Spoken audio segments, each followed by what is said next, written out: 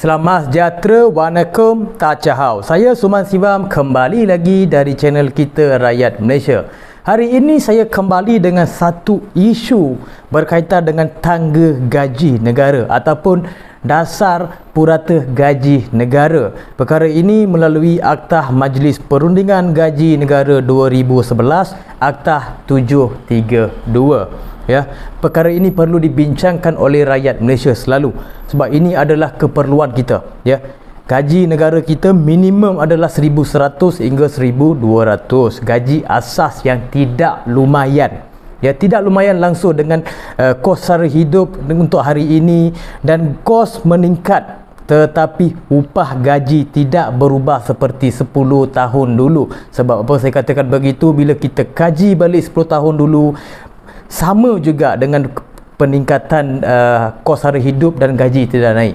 Kos naik tapi gaji tak naik. Begitulah keadaan yang kecewa di negara kita. Ya, bila kita lihat negara kita ini dikatakan negara maju, kita ada bangunan tertinggi, kita ada kemajuan yang begitu besar, kita ada Petronas dan pelbagai kemajuan. Di sini saya ingin menyatakan kita rakyat Malaysia ini tidak malas sebenarnya. Sebenarnya kita tidak boleh bekerja dengan gaji yang sebegitu rendah. Ya, kita bukan malas sebab kita malas bekerja, kita jadi malas sebab kita punya gaji menyebabkan kita tidak semangat. Bagaimana rakyat Malaysia boleh bekerja di Singapura?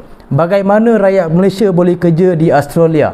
Ya, adakah mereka malas? Kalau dikatakan rakyat Malaysia puratanya malas, bagaimana pula brother Grab Food Panda ni?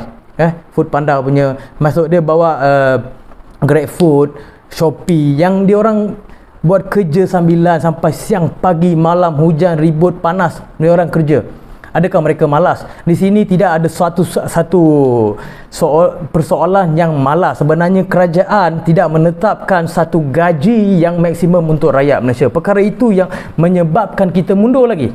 Ya, kita kata kita boleh jadi negara maju, kita boleh ikut dasar-dasar negara luar lah, begitulah. Tetapi gaji tidak berubah langsung sampai ke hari ini. Itu adalah kita perlu dituntut. Perkara itu kita perlu tuntut.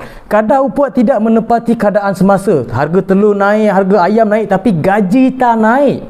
Ya, basic untuk cikgu adalah 1,200. Apakah dasar purata gaji sebenarnya? Ini golongan cerdik pandai, golongan profesional pun diberikan gaji sebegitu basic. Kita naikkan gaji, kurangkan warga asing. Korang bawa warga asing berpuluh ribu, beratus ribu untuk jimatkan kos kapitalis. Kapitalis di situ untung. Kerajaan kayakan kroni kayakan kapitalis, bukan rakyat. Rakyat tidak apa-apa di sini, tidak dapat apa-apa kebaikan di sini berkaitan dengan gaji. Gaji tak pernah naik pun. Janji 1,500, 2,000 gaji basic. Warga asing lagi tinggi gaji dia daripada kita. Untuk warga asing, mereka dapat untung bersih, margin dia orang bersih. Sebab apa? Mereka tidak menggunakan duit 100% di sini. Kalau kita rakyat, kita 100% guna di sini dan duit kita lah menjadi cukai. Ya, orang susah inilah yang banyak membeli, yang membantu kerajaan sebenarnya. Orang miskin ataupun dikatakan B40, M40 itulah banyak keluar duit untuk cukai kerajaan sebenarnya. Orang kaya suka menjimat. Itu adalah realiti di mana-mana pun kita lihat. Ya, kalau begitu, naikkan gaji untuk B40, M40. T20 itu tak perlu sebab dia orang berjimat. Tapi M40 dan B40 ni, mereka ni berbelanja. Bila mereka berbelanja di negara kita, cukai pendapatan untuk kerajaan naik. Naikkanlah gaji. Ya. Di sini isu struktur utama adalah memerlukan dasar penyelesaian komprehensif menyeluruh. Kerajaan perlu cari jalan, ya, menyelesaikan masalah ini dengan bagus, dengan baik, sebaiknya untuk masa akan datang, bukan untuk hari ini. Memang tak dapat buat hari ini. Kita menuntut segalanya dengan kerajaan baru memang tak akan dapat.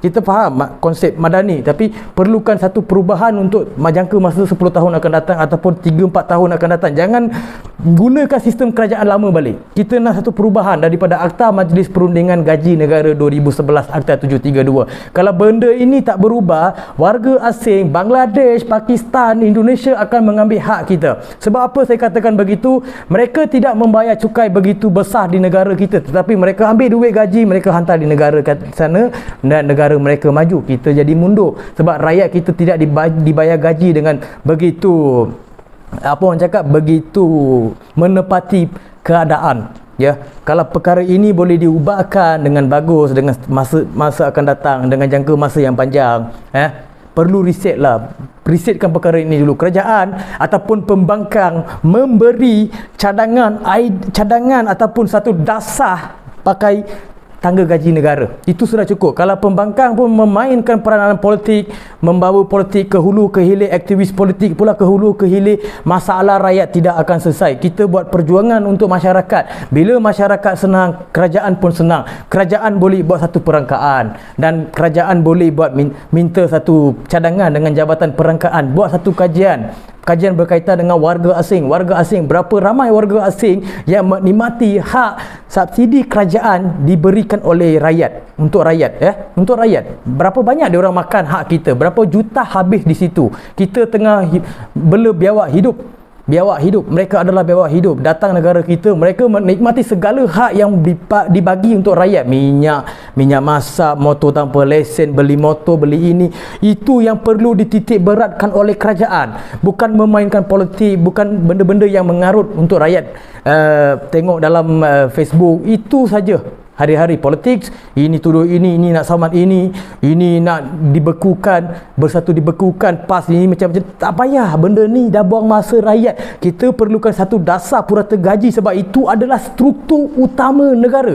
Gaji adalah struktur utama negara. Bila kita lihat negara-negara maju, mereka menetapkan satu struktur ataupun dasar gaji yang menepati keadaan semasa mereka. Tetapi negara Malaysia tidak. Negara Malaysia tidak. Itu adalah realiti. Saya bukan menidakkan apa yang kerajaan buat. Benda baik kita tak sokong.